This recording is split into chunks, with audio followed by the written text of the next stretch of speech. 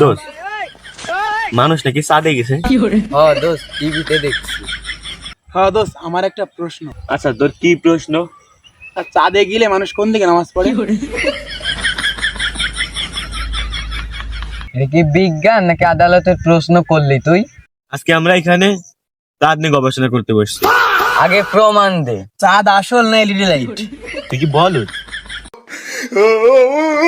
তুই কি আচোদা নাই? দূরবীন উল্টো ধরছিস।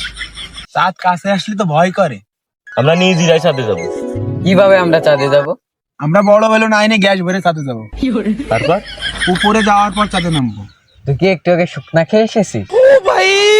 মারো মুঝে, মারো মারো। চাঁদে যে আমরা কি খাবো?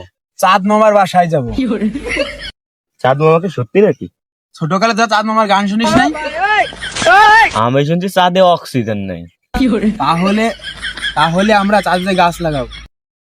চাঁদে তো আমি শুনছি পানি নাই। চাঁদে আমরা পানির ট্যাঙ্কি নিয়ে যাবো। আমাদের কাছে তো রকেট নাই। আমরা তো বাইসাইকেল নিয়ে চাঁদে যাব।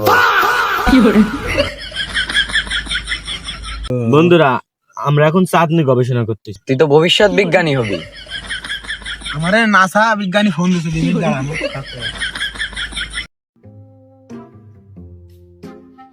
নাসা বিজ্ঞানী তোরে কি বললো? আরে ভাই, ভুল নাম্বারে কল দিছে। দোস্ত দোস্ত দেখ, চাঁদ নড়তে আছে। কোথায়?